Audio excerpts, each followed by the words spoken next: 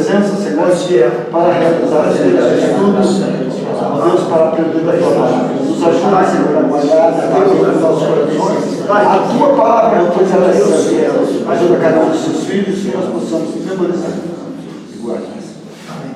Irmã Maria, será que quando o nenenzinho crescer um pouquinho, o irmão Rogério vem? Eu creio que sim.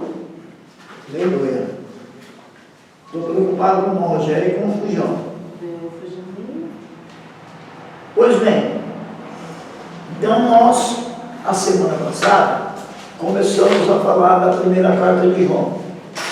E eu tenho uma questão com vocês, senhoras e senhores. Vocês leram as 4 cartas que eu pedi para ler? 1º, 2º, 3º João e Judas. A irmã Rosana leu? Vou dizer uma coisa para vocês, tá bom? Olha para cá para a condição do meu nariz. Eu sabia que a minha secretária ia ler. Ela não ia me desapontar. Pelo menos ela. Agora vocês estão tendo sorte. Vocês tiveram mais sorte que juízo. Porque da próxima vez que eu vou fazer, vocês estão prestando atenção no que eu estou fazendo ou vocês querem arrumar uma briga comigo? Eu não sei. Está gravando isso? Tá, né? Agora já foi. Vocês tiveram mais sorte do que juízo. Porque da próxima vez que eu fizer isso e vocês me obedecerem, vocês vão ler na sala de aula, não vai ter aula. Vou botar vocês para ler. Em voz alta. E eu não estou brincando, estou falando sério, tá bom? Não haja a próxima vez. Porque vamos conversar, sério, gente. Era 6 a 8 páginas só. Se vocês não leram, 1, 2, 3, 4, 5, 6, 7. Eu ponho cada um para ler uma página. Acabou. Na sala de aula, não leu em casa, não leu na sala de aula. Gente, não é legal, não pode estudar as cartas sem lê-las. Precisa lê-las. Tá bom? Eu vou ser sincero para vocês, eu não vou colocar vocês para ler na sala de aula, porque eu estou atrasado com a matéria. Se eu tivesse um dia, vocês iam ler na sala de aula. Tá bom? Estamos combinados assim?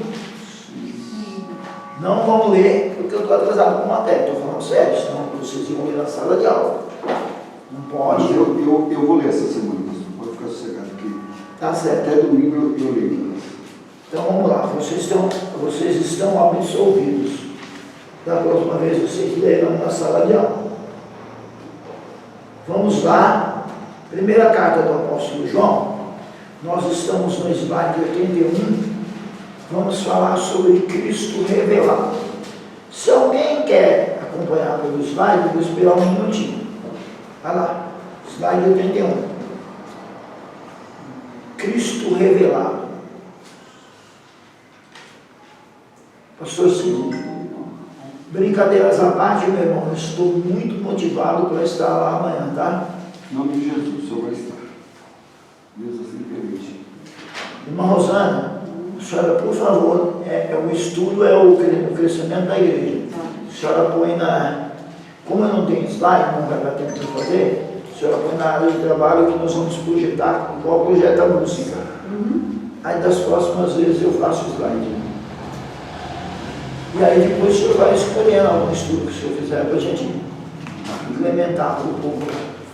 Eu quero ser participante daquela obra. Certo? Posso? Pode. Então vamos lá. Slide 81, Cristo revelado. João enfatiza tanto a divindade quanto a humanidade de Jesus. Então os dois, gente. O apóstolo indicado para fazer isso é João, pelo fato dele ser um dos 3 homens do círculo íntimo. Qual que era o círculo íntimo de Jesus? Pedro, Tiago e João. O 4º homem era André, tá? Então, João é um dos homens do círculo íntimo. É o homem que reclinava a cabeça sobre o peito de Jesus. É o homem que Jesus disse que é um dos quais não morreriam sem ver a sua glória. 3 homens não morreram sem ver a glória de Deus: Pedro, Tiago e João. Estou falando do Monte da Transfiguração. Quando Jesus disse: ó, tem aqui alguém no nosso meio que não morrerá sem ver o Filho do Homem na sua glória, ele estava se referindo ao Monte da Transfiguração, e os homens eram Pedro, Tiago e João. Então, João enfatiza tanto a divindade quanto a humanidade de Jesus. Gente, é muito importante que Jesus seja Deus. Tá? Muito importante que Jesus seja Deus. Isso que eu vou falar para vocês precisam dizer aos novos convertidos, precisam ensinar, um precisa lembrar o outro. Isso aqui não pode ser esquecido. Isso aqui é o beabá do Evangelho. Isso que nós estamos conversando agora é o beabá do Evangelho. Jesus precisa ser Deus, porque o homem não salva ninguém. Então, se alguém te perguntar, e é uma pergunta normal em teologia, por que Jesus precisava ser Deus? Você responda: para poder salvar, porque o homem não salva. Se Jesus não fosse Deus, ele não poderia salvar.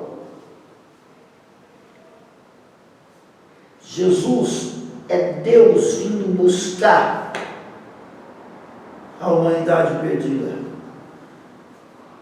Ele veio buscar e salvar o que se havia perdido. Então precisava ser Deus para fazer isso. Aliás, Deus começou a fazer isso desde o momento em que Adão se escondeu dele. Começou a chamar de volta: Adão, onde é que você está? Vem cá, rapaz, vamos conversar.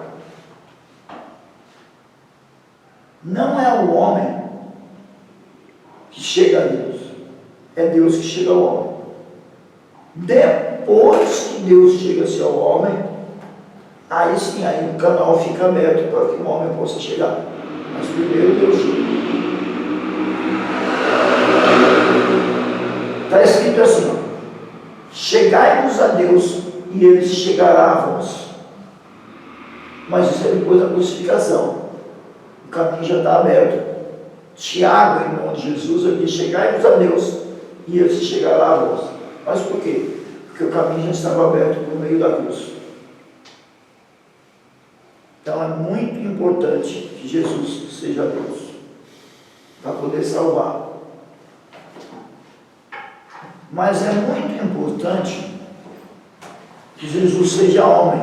E João enfatiza isso. É importante que Jesus seja homem para poder nos representar, para poder vencer o adversário no nosso lugar, tomar de volta aquilo que Adão entregou. Tinha que ser um homem. Não foi um homem que entregou na mão do diabo, que perdeu para o diabo. Pois é, pois um homem tinha que resgatar. Quando, no Monte da Tentação, Pastor João, mesmo sendo Jesus, Jesus era 100% homem e 100% Deus.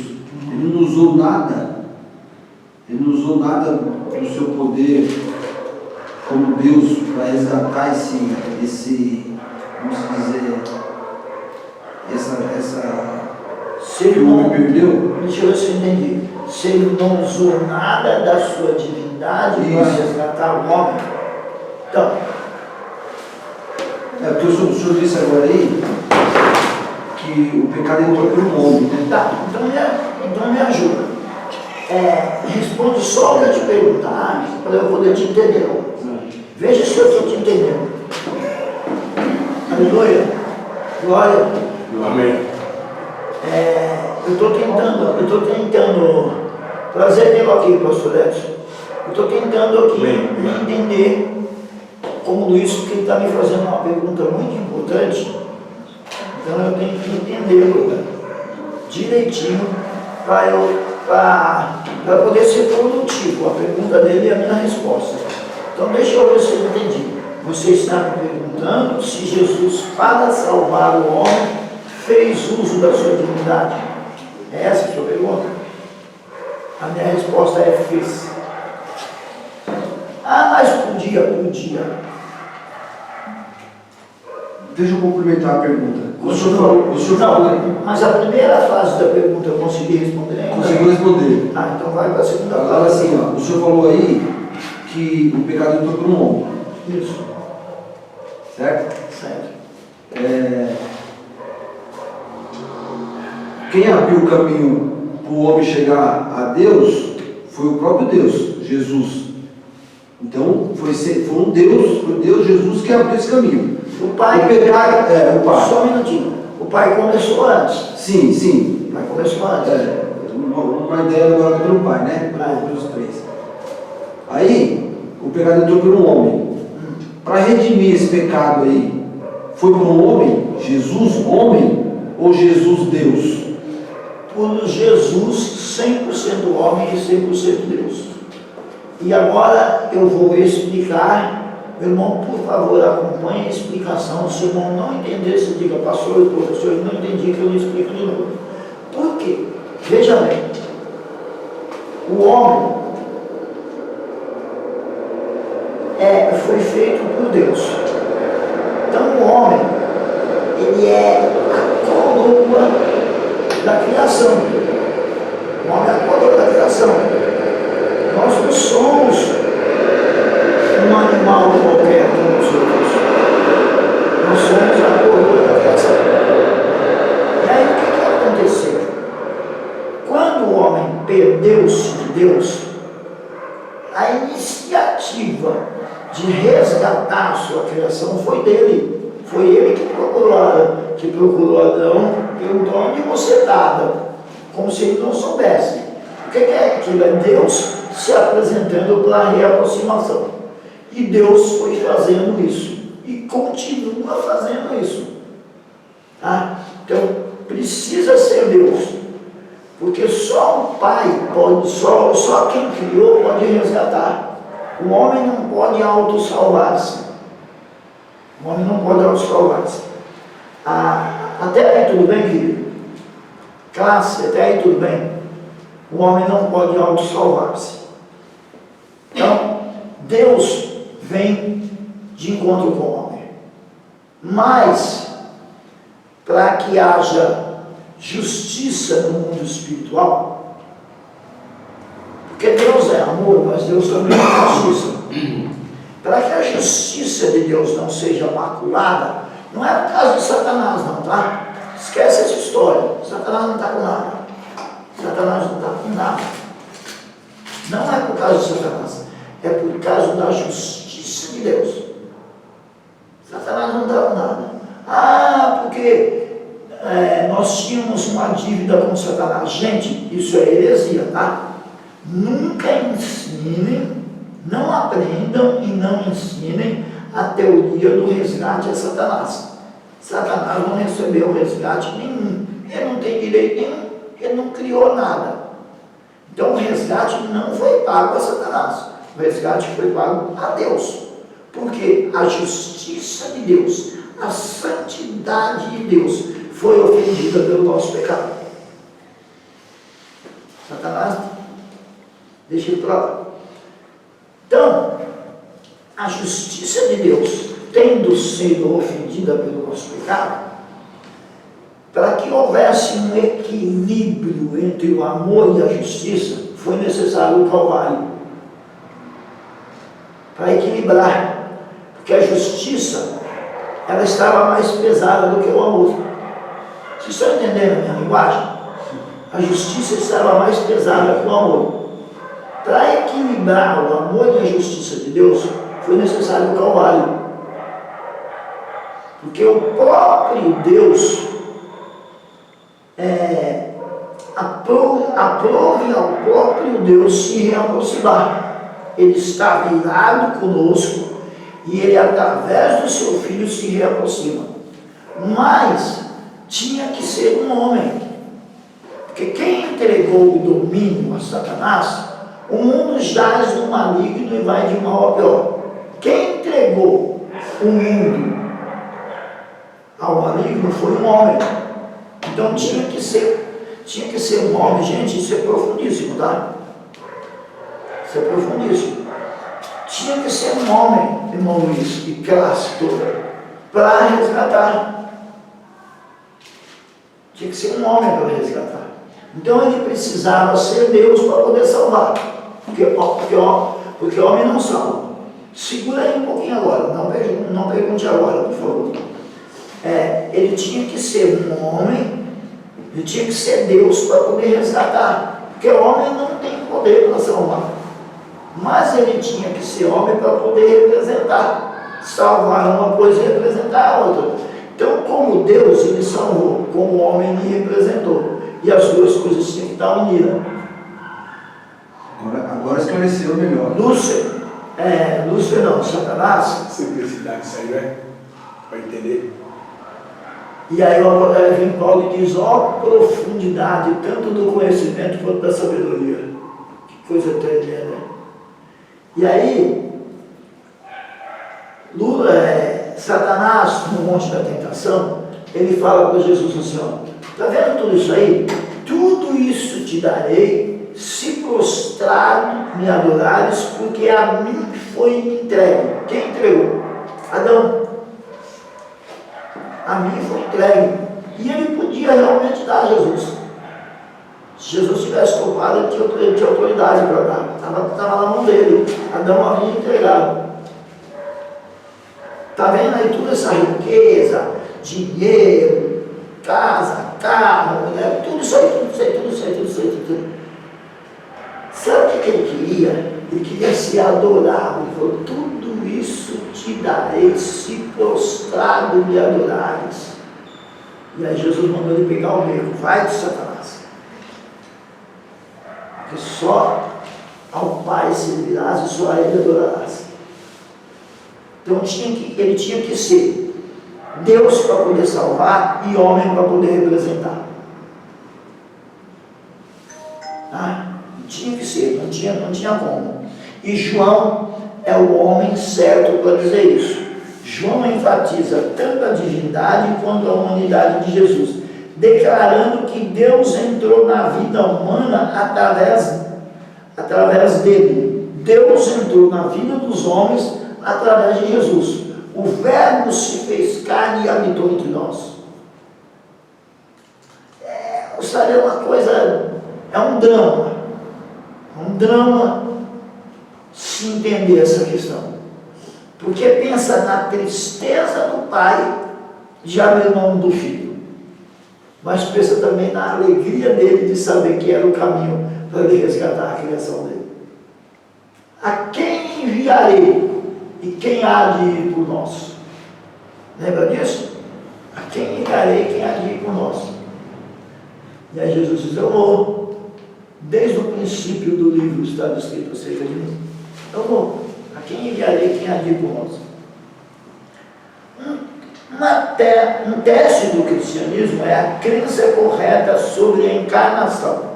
Você quer saber se a pessoa é crente?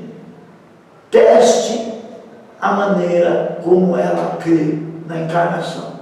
Gente, o cristianismo, ele está aqui, ó. Eu já ouço o irmão, tá? O cristianismo está aqui, ó.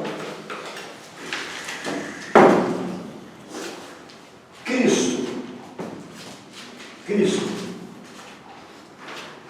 Encarnação, vida, morte, ressurreição. Não existe cristianismo sem isso aqui, ó. Cristianismo sem Cristo, um negocinho bonitinho, sem cruz, sem sofrimento, sem dor, que o povo quer dizer para nós que salva. Cristianismo sem Cristo não salva ninguém. Vida, morte, encarnação, vida, morte e ressurreição de Cristo. Encarnação, vida, morte, ressurreição. 4 pernas. Essas 4 pernas é que seguram. A gente chama de tripé, mas é 4, né? que segura o cristianismo. Faça a pergunta. Aí seria um aspecto, né? Oi? Aí seria um aspecto. É o que segura o cristianismo, que mantém ele de pé, para ele não ficar um cristianismo capeta.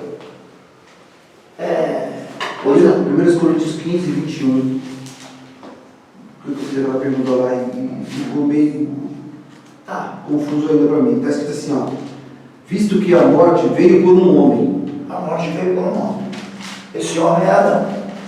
Esse homem é Adão. Adão. A morte veio por um O homem. homem literalmente homem. Adão. Antropos, Adão, homem. Não, mas não é Antropos. É Adão. Tá? Não é Antropos.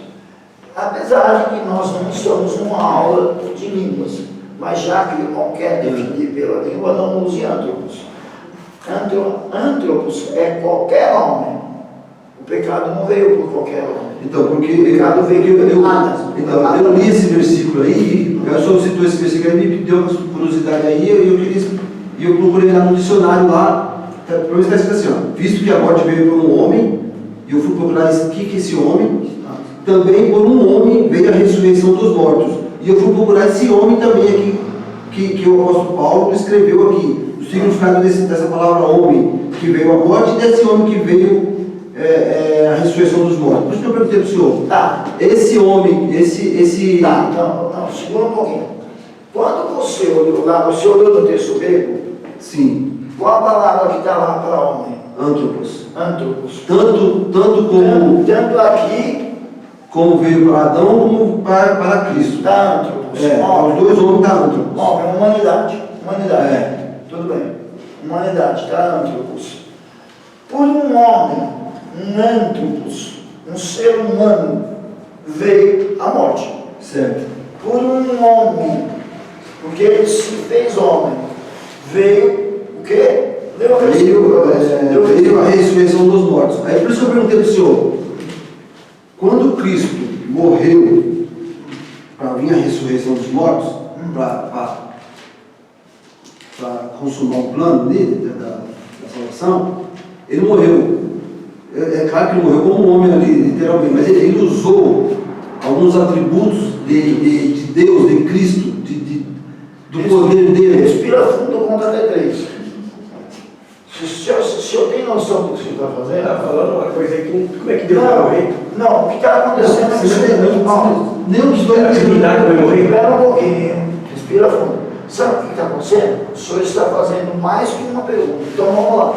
Ao invés de o senhor perguntar, eu vou explicar e o senhor me diz se entendeu. Então vamos lá. O que aconteceu? Por um homem, Adão, entrou a morte. Ele pecou, veio a morte. Por Cristo, homem, veio a ressurreição. Por que veio a ressurreição? Como ele não pecou, ele venceu a morte.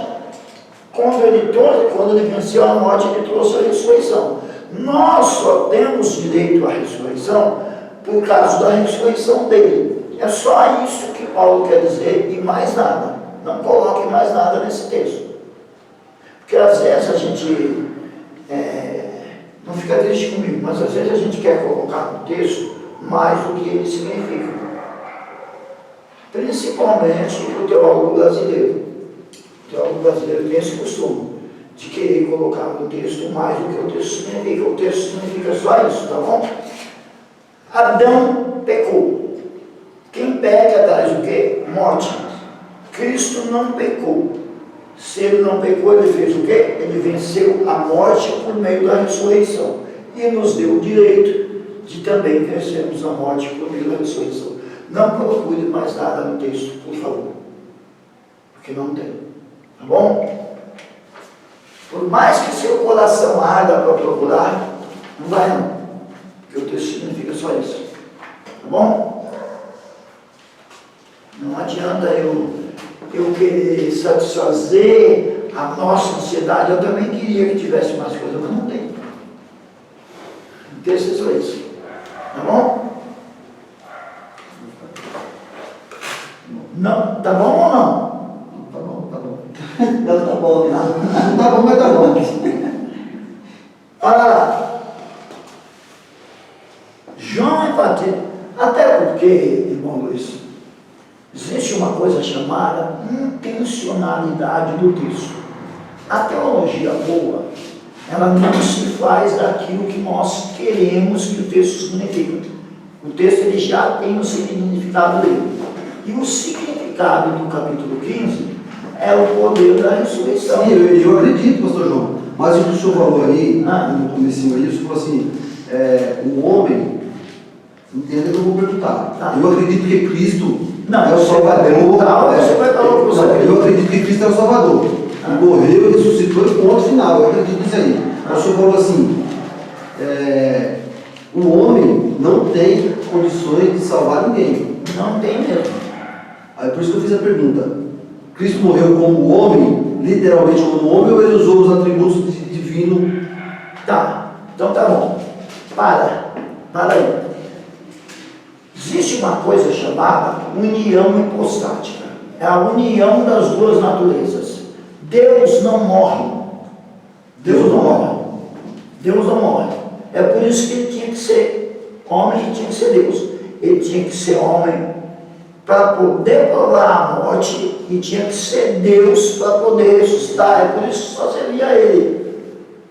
Então, quando não existe, desculpa, não se ofenda comigo, não existe essa pergunta se ele morreu como homem, como Deus. Morreu a pessoa de Jesus. E a pessoa de Jesus era 100% Deus, 100% homem. Então, essa pergunta a gente faz, mas ela é uma pergunta que ela cai no vazio, ela não existe. Não existe, literalmente não existe a pergunta. Ele morreu como homem ou como Deus? Porque morreu a pessoa. Morreu a pessoa. Então Deus, aí agora vamos dizer que eu estou falando heresia, mas Deus de alguma maneira provou da morte, porque o que uma pessoa faz, isso é difícil, irmão. Para o irmão poder aprender bem, a primeira coisa que o irmão tem que reconhecer é que é difícil. Com certeza. Nunca ache que é fácil, principalmente cristologia. Cristologia não é fácil. Então o que acontece? Se Jesus não fosse Deus, ele não podia salvar. Ele não podia salvar se ele não fosse Deus. Mas ele também tinha que ser homem. Porque para salvar ele tinha que morrer, e Deus não morre. Aí é que está a perfeição. É por isso que eu digo que não existe a pergunta. Não existe a pergunta, ele morreu como Deus ou ele morreu como homem. Mas A resposta para essa pergunta é uma só. Morreu a pessoa de Jesus Cristo. Morreu uma pessoa. Pessoa essa que tinha em si duas naturezas, 100% Deus, 100% homem. Não tenta ir além disso, que o senhor não vai achar mais nada. Filipenses 2,5 a seguir, irmão, aí que você vai entender o isso. que me confundiu mais... Sendo Deus, não se colocou ser igual a Deus. Tomou forma de homem, humilhou-se até a morte. Respira fundo, conta até 3. O que me confundiu mais, talvez, foi aqui, dando o significado da palavra homem, né? Que deu um ônibus. O que confundiu o senhor e nos confunde é que nós somos teólogos brasileiros, procuradores de pelo em ovo. É o mal do teólogo brasileiro. Não procure irmãos, não faça essa pergunta. Ela não se ofenda comigo, por favor, mas ela não faz sentido. Jesus morreu como homem, não morreu como Deus. Morreu a pessoa de Jesus Cristo, 100% Deus, 100% homem.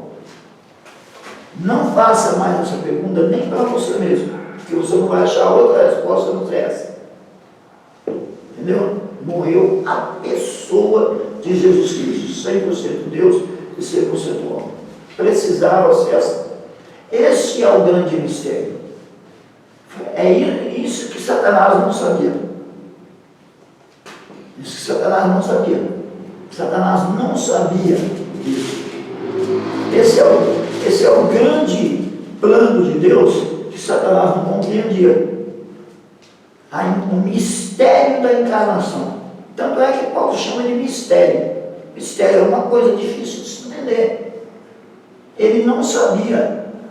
Ele não sabia, tanto é que ele foi lá tentar. Se ele soubesse que ele estava perdendo o tempo dele, ele não teria nem ido. A tentação de Jesus, ela é assim. Jesus nunca pecaria. Luiz, olha para cá aqui. Jesus nunca pecaria. Sim. Mas o fato de que ele nunca pecaria não anula o fato de que Satanás, ó, eu nunca vou quebrar essa mesa com a minha mão. Isso anula o fato de que eu estou batendo? Pois é. O fato de Jesus nunca pecar não anula o fato de Satanás estar tentando. Agora, o que ele não conhecia era o mistério da união hipostática. Se ele não sabia. Tem gente que pergunta, ele sabia tudo, tem coisa que ele não sabe e não sabia. Não sabe e não sabia. Hoje pode ser que ele já tenha entendido. Não sei como é que funciona o desenvolvimento dele no mundo espiritual, mas ele não sabia que o ser que ele estava tentando era 100% Deus, 100% homem. Nem o próprio Jesus sabia isso direito. Jesus ele vai aprendendo isso aos poucos. O escritor aos Hebreus diz que ele aprendeu. Conforme ele era uma criança, conforme ele foi crescendo, Cresceu na graça, eu não conheci. ele foi entendendo que nele havia duas naturezas. A natureza humana e a natureza divina. Tudo bem? O que vai acontecer? À medida que nós formos estudando mais, o assunto vai se tornando mais claro. Tá bom? Nós ainda vamos voltar em outras matérias nesse assunto. João enfatiza tanto a divindade quanto a humanidade de Jesus, declarando que Deus entrou plenamente, completamente na vida humana através dele. Ele quem? De Jesus. Um teste do cristianismo é a crença correta sobre a encarnação. Primeira carta de João, capítulo 4, verso 2. 4, 2. Primeira carta de João, capítulo 4, verso 2.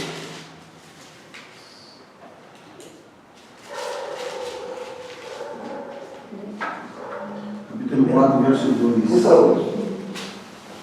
Antes rejeitamos as coisas que por vergonha se ocultam, não andando com astúcia. Será que você está vendo no local certo? Desculpa. Primeira carta de João, capítulo 4, verso 2. Para ficar menor, lê o 1 e o 2, tá? Amados, não creiais a todo o Espírito, mas provai se os Espíritos são de Deus, porque já muitos falsos profetas se têm levantado no mundo. Nisto conhecereis o Espírito de Deus. Todo Espírito que confessa que Jesus Cristo veio em carne é de Deus. A pessoa que não entende direito que Jesus veio em carne, ela não tem que colocar na mente, ela tem que colocar no coração. Primeiro você crê para depois você entender. A pessoa que não entende o fato de que Jesus veio em carne, ela tem dificuldade no cristianismo, porque é o principal mistério do